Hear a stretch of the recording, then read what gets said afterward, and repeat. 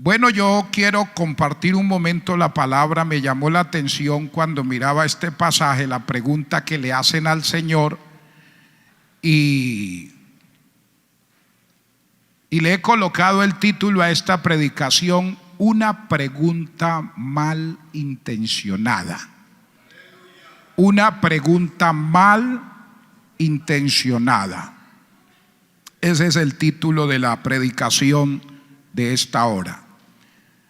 En este pasaje encontramos el relato de una pregunta mal intencionada. Esta pregunta tiene esta palabra tiene algunos sinónimos. Una pregunta malintencionada es una pregunta malévola, es una pregunta maliciosa, es una pregunta perversa, es una pregunta malvada, es una pregunta maligna. Bendito sea el Señor.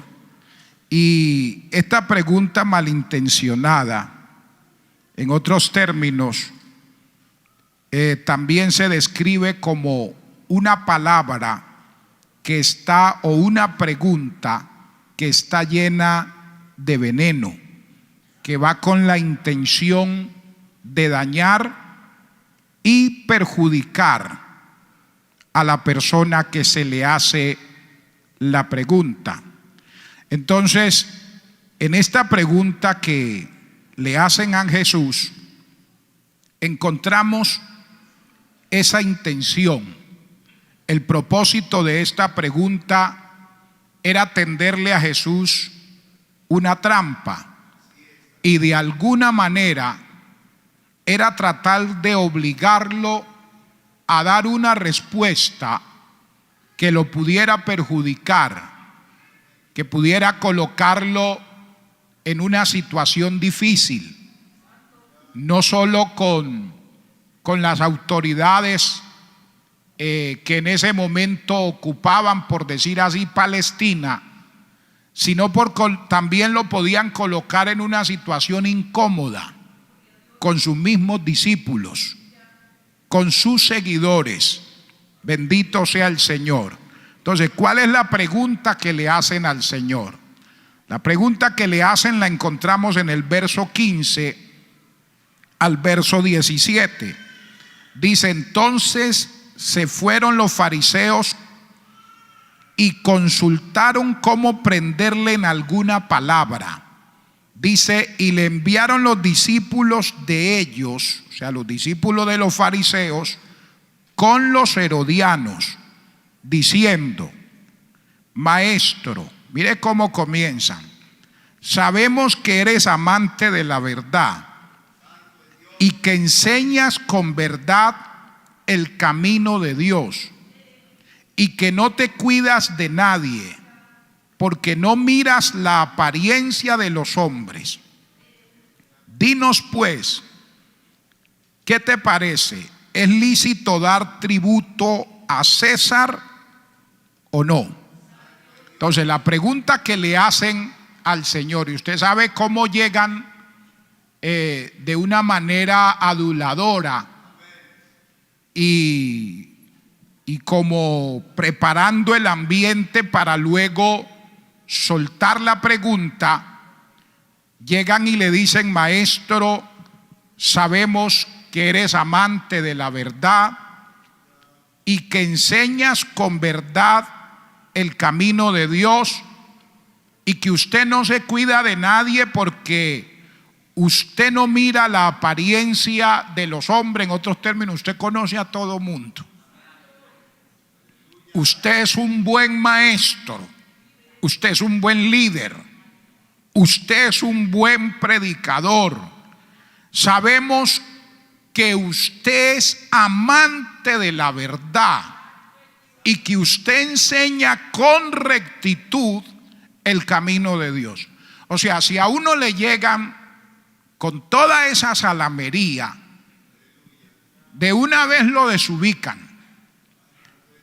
Pero detrás de todas esas palabras bonitas que le estaban presentando al Señor, iba un veneno, iba una pregunta que la intención era hacerle daño, que la intención era afectarlo a él.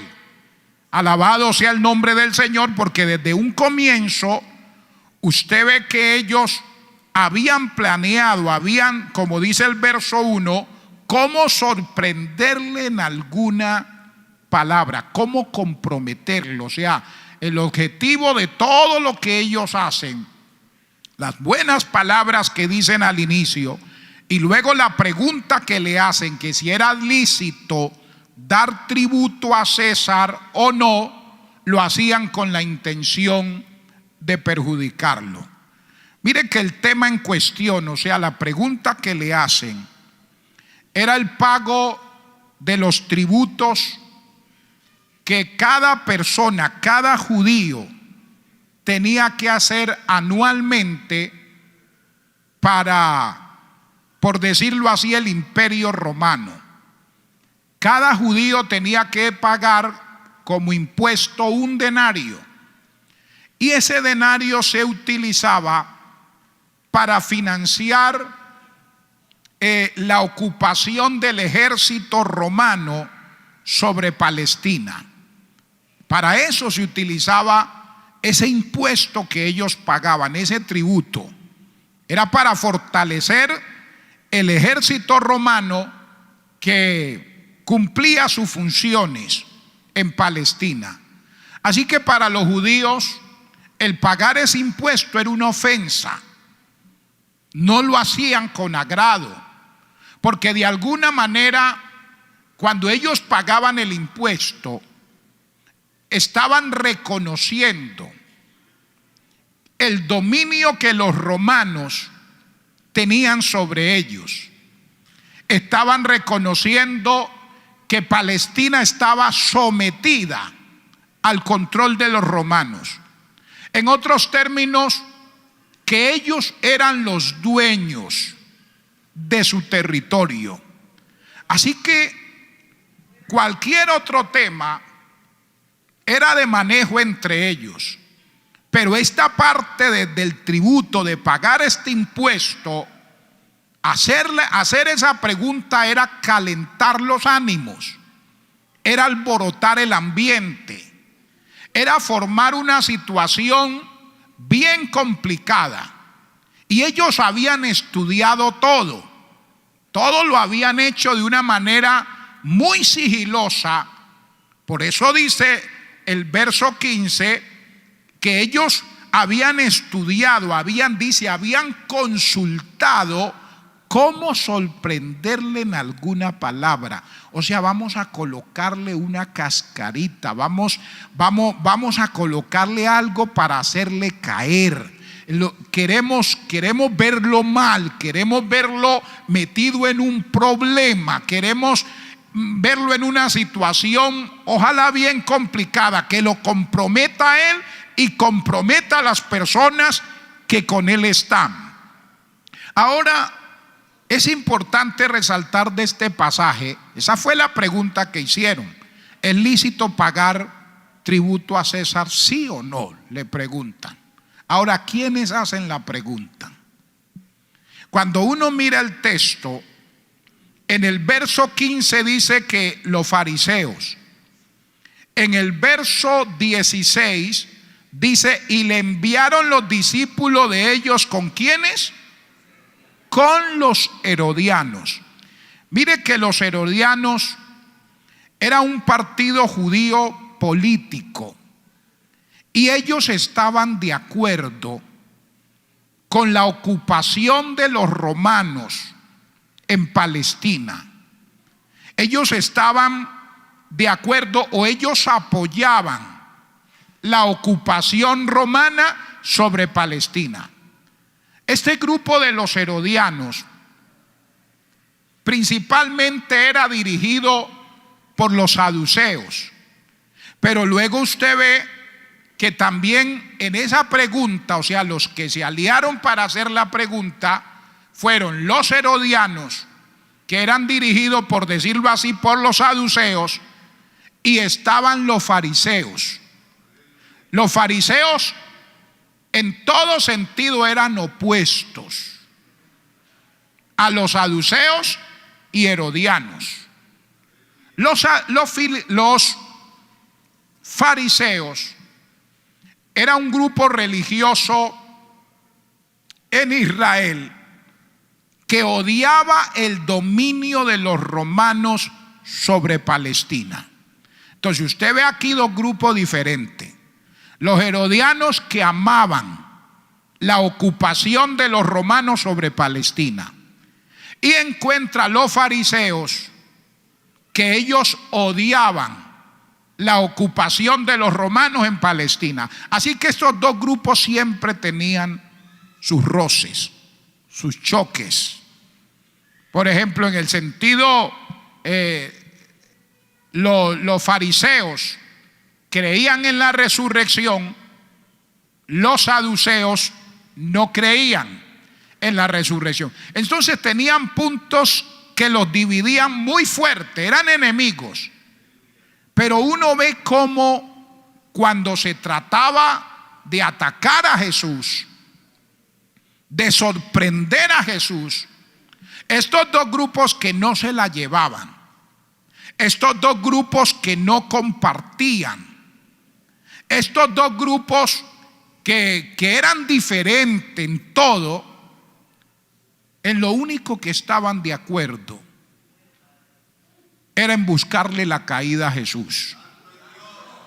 Porque tanto los fariseos odiaban a Jesús como los saduceos también lo odiaban. Entonces me imagino que dijeron, bueno, ustedes y nosotros no nos la llevamos bien. Me imagino a los fariseos diciéndole, ustedes nos caen mal. Y los saduceos diciéndole a los fariseos, pues estamos en las mismas, porque a ustedes tampoco los pasamos. Pero igual el enemigo de ustedes es el enemigo de nosotros. Al menos en eso estamos de acuerdo. Entonces se unieron, hermanos. Aquí hay una componenda. Ellos se unen, alabado sea el nombre maravilloso del Señor, para atacar a Jesús. Alabado sea Cristo. O sea, estos grupos eran enemigos. Usted haga un estudio detallado de los fariseos y de los saduceos y se va a dar cuenta que eran enemigos por naturaleza. Eran enemigos por naturaleza, pero se unieron para conspirar contra Jesús. Alabado sea el Señor, porque estas dos partes lo consideraban como una amenaza para sus intereses. Los fariseos miraban a Jesús y decían, Él es una amenaza para nuestros intereses. Los saduceos miraban a Jesús y decían, Él es una amenaza para nuestros intereses, y entonces se pusieron de acuerdo para atacarlo. Ahora, hermanos, la pregunta que ellos les hacen llevaba veneno, era una trampa, y la hacían con la intención de destruir a Jesús. Leamos ahí el verso 15. Entonces se fueron los fariseos y consultaron, consultaron cómo sorprenderle en alguna palabra. Verso 16. Y le enviaron los discípulos de ellos, o sea, los discípulos de los fariseos, con los herodianos, diciendo, y viene la pregunta, maestro, sabemos que eres amante de la verdad y que enseñas con verdad el camino de Dios y que no te cuidas de nadie, porque no miras la apariencia de los hombres. Verso 18. Pero Jesús, oiga esto, pero Jesús, conociendo la malicia de ellos, les dijo, ¿por qué me tentáis, hipócritas? O sea, por más que trataron de maquillar la pregunta y de maquillar las cosas, pues el Señor lo sabía todo. el Señor lo conocía todo. Y el Señor sabía la verdadera intención que había detrás de esas palabras amables, detrás de esas palabras buenas, detrás de esas palabras agradables, venía el veneno. Porque luego que le dicen esas buenas palabras, le dicen: díganos si es lícito dar tributo a César, ¿sí o no? Y claro, cuando ellos sueltan esta palabra, los oídos de todo mundo estaban atentos y dijeron, me imagino a los discípulos diciendo: ahora sí colcharon al maestro. Ahora sí lo colocaron al Señor entre la espada y la pared. Porque esta pregunta, hermanos, esta pregunta, cuando uno la mira detenidamente, era una pregunta para colocar al Señor entre la espada y la pared. O sea, de esta no se puede salir, de esta no se puede escapar. Ellos la habían estudiado muy bien, muy bien. Todo estaba organizado y dijeron: de esta no se escapa. Mire, si la respuesta del Señor hubiera sido negativa, hubiera dicho: no, Señor, no hay que pagarle impuesto al César, inmediatamente los herodianos, que estaban a favor de la ocupación de los romanos, podían acusarlo de traición a Roma. Y la pena por traicionar a Roma era la muerte. Si el Señor respondía de manera positiva, entonces los fariseos lo iban a acusar de deslealtad hacia su nación. Entonces estaba metido en una encrucijada. Aparentemente habían colocado al Señor entre la espada y la pared. Lo tenían en un callejón sin salida, rodeado de lobos y de leones. Aparentemente no había una salida. Pero ellos no solamente querían afectarlo con los romanos, no solamente querían afectarlo con el pueblo, porque el pueblo se hubiera levantado de una vez, también querían causar una división dentro del mismo grupo de los discípulos. O sea, fue una pregunta que la estudiaron, hermano. Eso duraron, me imagino, tiempo preparándola. Lo ponemos en problema con los romanos si responde de manera negativa. Si responde de manera positiva, lo ponemos en problema con sus mismos seguidores. Pero además de eso, le vamos a dividir el grupo. ¿Y sabe por qué hacen esa pregunta? Cuando usted mira en Mateo capítulo 10, vamos a mirar ahí un momento, donde dice el nombre de los discípulos. Mateo capítulo 10, verso 3 y verso 4. Dice Felipe, mencionando los nombres de sus discípulos: Bartolomé, Tomás, y oiga este nombre, Mateo el publicano. Luego dice Jacobo, hijo de Alfeo, Lebeo por sobrenombre Tadeo. Y aquí viene otro, Simón el cananista, y Judas Iscariote, el que también le entregó. Quisiera que tenga en cuenta estos dos nombres: Mateo el publicano y Simón el cananista. Mateo llevaba el nombre, o se le apoda ahí como publicano, porque él era cobrador de impuestos a favor de los romanos antes de seguir a Jesús. Simón el cananista era un grupo que se había levantado en ese tiempo para atacar soldados romanos, atacar el ejército romano y los cananistas odiaban lo que usted no se imagina a los cobradores de impuestos. O sea, un cobrador de impuestos como Mateo y un cananista como Simón eran enemigos y no se podían ver. Cuando los dos se encontraban había un muerto. Era la realidad. Pero ahora los dos están en el reino de Dios. ¿Qué fue lo que hizo que esos dos hombres que no se podían ver, que eran enemigos en potencia, que se odiaban, uno de ellos decía: bienvenidos los romanos a Palestina, y otros decía: fuera los romanos de Palestina? Ahora están metidos en el mismo reino, están metidos en la misma iglesia, están metidos en el mismo grupo, sirviendo al Señor, hacen parte de los 12 discípulos. O sea, tremendo. Eso es una enseñanza, esa parte es muy bonita.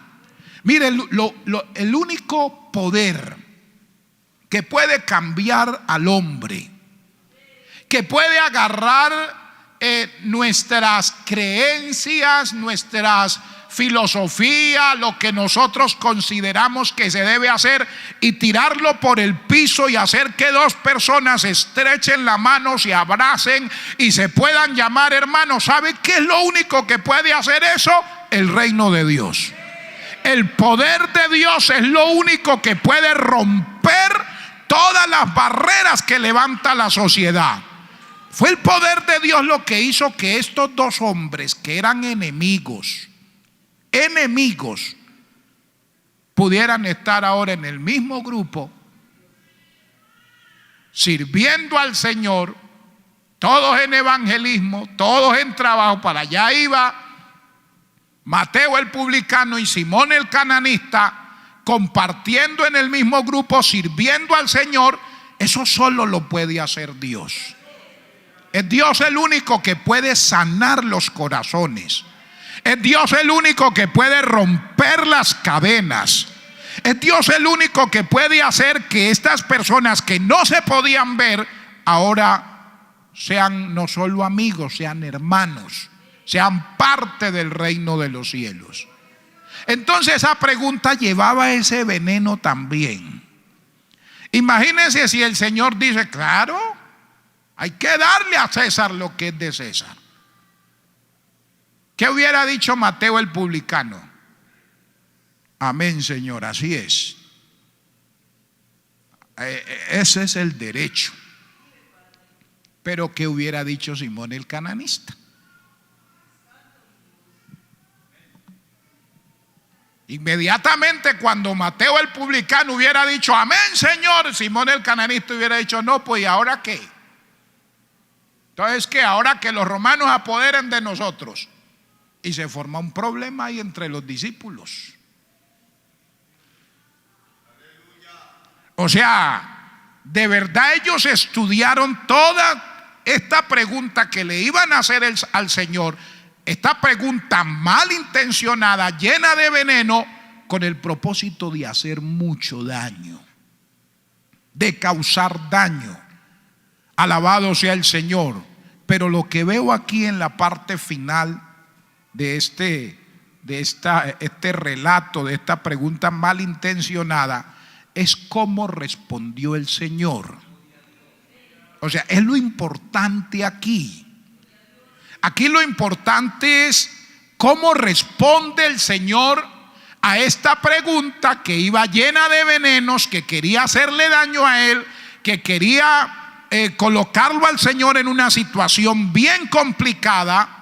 Mire, lo que uno analiza en este pasaje es que el Señor responde a esta pregunta, oiga esto, como un pacificador. El Señor responde a la pregunta que hacen los fariseos y los herodianos, responde como una persona llena de paz, como una persona que tiene dominio propio, como una persona que tiene todo bajo control. Alabado sea el Señor. Mire que en el verso 19 y verso 22, aleluya, volvemos al pasaje. Mostradme la moneda del tributo. Y ellos le presentaron un denario, que era lo que se pagaba. Entonces les dijo: ¿de quién es esta imagen? O sea, la imagen que había en la moneda y la inscripción. Le dijeron: de César. Y él les dijo: o sea que la imagen que hay ahí es de César. Bueno, entonces denle a César lo que es de César, y a Dios lo que es de Dios. Y el verso 22 dice: oyendo esto, se maravillaron y dejándole se fueron. O sea, la respuesta fue una respuesta tan pacificadora. En otros términos le digo el Señor: así no nos guste, estamos bajo la hegemonía, bajo el dominio de los romanos. Esta monedita es de César, désenla a él. Y lo que es de Dios, désenlo a Dios. Miren, en otros términos, la imagen del César estaba impresa en la moneda. Era lo que el Señor les quería decir. La imagen de Dios está impresa en la persona. Alabado sea Cristo, bendito sea el Señor. Le estaba diciendo a sus discípulos: el cristiano, ustedes como mis seguidores, deben rendir obediencia al César en el reino de César, pero las cosas que pertenecen a Dios son cosas que no le pertenecen a Dios y no le pertenecen a César, y deben dárselas solo a Dios. O sea, hay que tener claridad. ¿Qué es lo del César? Y désenlo a César. ¿Y qué es lo de Dios? Y désenlo a Dios. Bendito sea el nombre maravilloso del Señor. Y quiero hacer énfasis en esto para terminar. La respuesta que el Señor da es una respuesta de paz. Es una respuesta que solucionó el conflicto. Es una respuesta que le quitó el veneno que llevaba esta pregunta, que le quitó ese efecto dañino que llevaba la pregunta con la intención de afectar a todos los que oían esa pregunta. Y esta es la lección que el Señor nos deja a nosotros en esta noche. Qué bueno que en medio de cualquier situación, mira hermano, usted y yo vivimos en un mundo lleno de situaciones que causan divisiones, que causan problemas, luchas. Todos los días hay peleas, peleas familiares, peleas de vecinos. Todos los días hay dolor, todos los días hay lágrimas, todos los días hay sufrimiento, todos los días nos encontramos rodeados de situaciones bien complicadas y bien difíciles. Es en medio de esa situación y de este mundo en el que estamos viviendo donde el Señor nos enseña que debemos actuar como pacificadores. No para empeorar las cosas, no para complicar las cosas, sino para buscarle una salida a las cosas, para buscar que las cosas, en vez de empeorarse, en vez de afectar a en vez de afectar a aquellos, hermano, pueda convertirse en una bendición, al grado que todos, dice, todos los que lo oyeron se maravillaron. Aún los mismos que hicieron la pregunta dijeron: wow, tremendo. O sea, donde el Señor responda de una manera, que no responda como un pacificador, hermano, eso se forma la guerra ahí. Se forma una situación bien incómoda que hasta muerto hubieran en medio de esa situación que se presentó. Pero aquí encontramos a Jesús como un pacificador. Y termino. ¿Quiénes son los pacificadores? Eso lo hemos estudiado. Los pacificadores son los que se han reconciliado con Dios. Tienen paz consigo mismo. Gozan de paz interior y procuran tener buenas relaciones con los demás. El pacificador es la persona que promueve las buenas relaciones con los demás, aún con sus propios enemigos. Quiero leerlo otra vez. Los pacificadores son los que se han reconciliado con Dios. Tienen paz consigo mismo. Gozan de paz interior y procuran tener buenas relaciones. Oiga, procuran tener buenas relaciones con los demás. El pacificador es la persona que promueve las buenas relaciones aún con sus enemigos. Para uno actuar como un pacificador, uno tiene que haberse encontrado con Dios. Para uno actuar como un pacificador, uno tiene que tener paz con uno mismo. Yo no puedo pretender tener paz con otros cuando no hay paz en mi propio interior, cuando no disfruto de esa paz de Dios. Alabado sea el nombre maravilloso del Señor.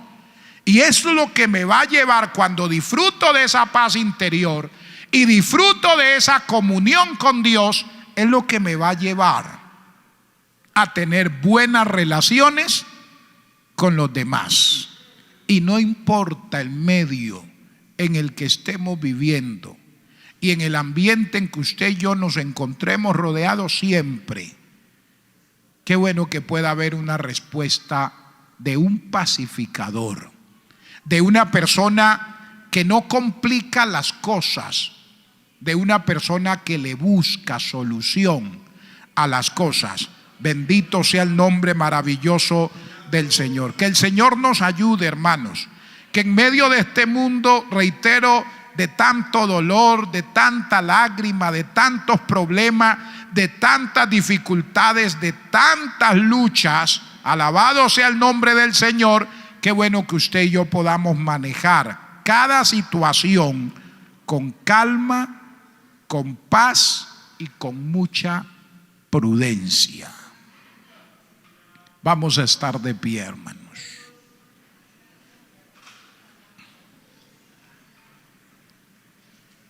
Esa pregunta malintencionada no le robó la paz al Señor. No permita que ninguna situación,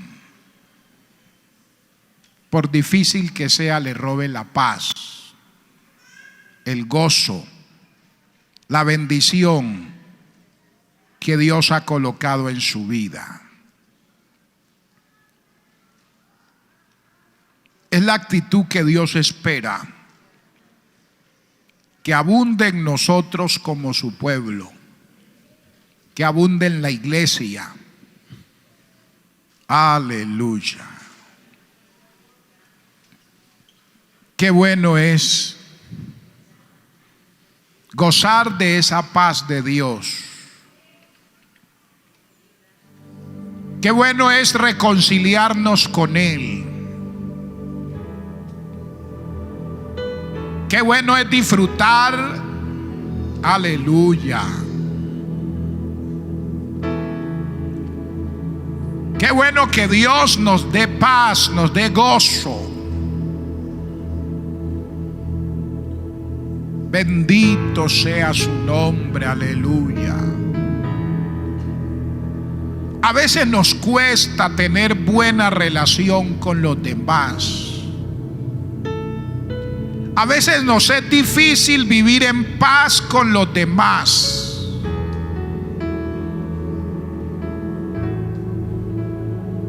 No quiere decir que no van a haber adversidades y dificultades. Pero qué bueno que aún en los momentos difíciles podamos conservar la paz de Dios. Es esa paz que solo Él puede producir en el hombre. Por eso Jesús dijo: mi paz os dejo, mi paz os doy, y yo no la doy como el mundo la da. Que podamos tener paz en nuestro interior. Que no nos arrastre la situación de miseria y de desgracia que vive el mundo en el cual estamos. Cada día en el hombre abunda el odio, la maldad, la amargura. No hay alegría en su rostro, en sus corazones. Nos encontramos con una sociedad llena de amargura, de odio, de rencor, que siempre procura cómo hacerle daño a su prójimo, al otro.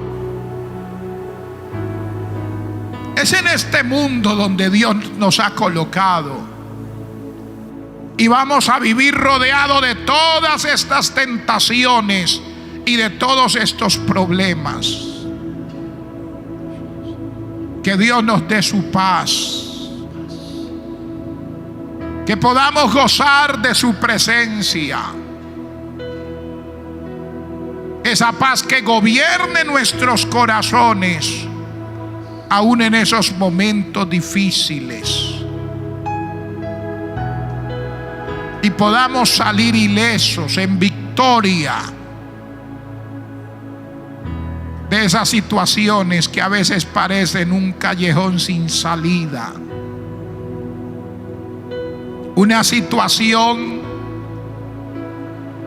donde no vemos sino fracasos. Qué bueno es tener la paz de Dios. Qué bueno es reconciliarnos con Él. Danos esa paz, Señor, aleluya. Gobierne esa paz nuestros corazones, nuestras vidas. Él guardará, dice su palabra, en completa paz aquel cuyo pensamiento en Él persevera, porque en Él ha confiado. Que sus pensamientos perseveren en Dios, en su amor, en su misericordia, en su gracia. Aleluya.